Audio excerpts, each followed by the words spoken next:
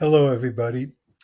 It's very interesting that in our parsha, where there is a description that God took away Nadav and Avihu with a fire from Hashem, we find a similar treatment of the people of Korach, the 250, who were also taken by a fire that emanated from HaKadosh Baruch Hu, suggesting that there is a similarity between them and Nadav and Avihu.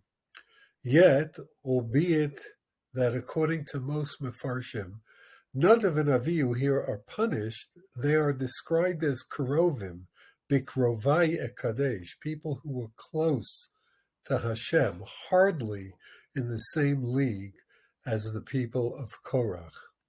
What then is the similarity between them? Rav Soloveitchik analyzes as follows. Both of them sinned in that they didn't hew to the proper strictures and guidelines of a particular mitzvah. In the case of Korach and his people, they didn't understand certain mitzvot, and therefore their response was to cast them aside, as they mockingly questioned, why do we need to put a mezuzah, which has but one small parsha of the Torah, in a room which is filled with Sifrei Torah and parshiot upon parshiot? Or why, if we have a garment that is entirely made of techelet, do we still need, if it's a four-cornered garment, to put on tzitzit with one or two strands of techelet? Seems ridiculous.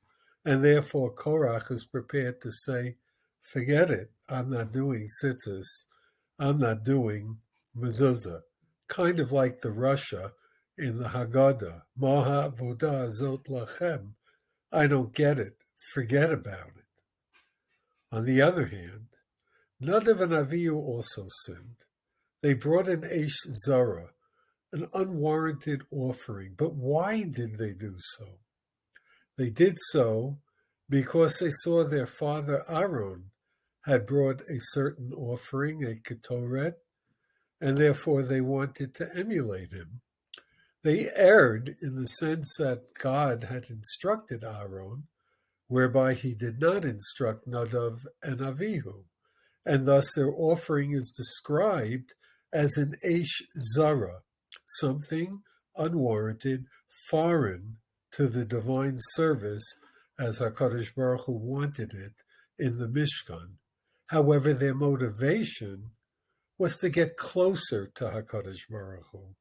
And so, yes, they erred and they did not perform a mitzvah of God as they were supposed to.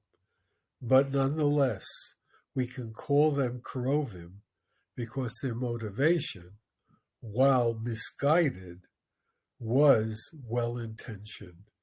And therefore, sometimes even if we err, if our heart is in the right place, HaKadosh Baruch Hu takes us and accepts us as Kerovim, even when we have to be punished. Shabbat Shalom.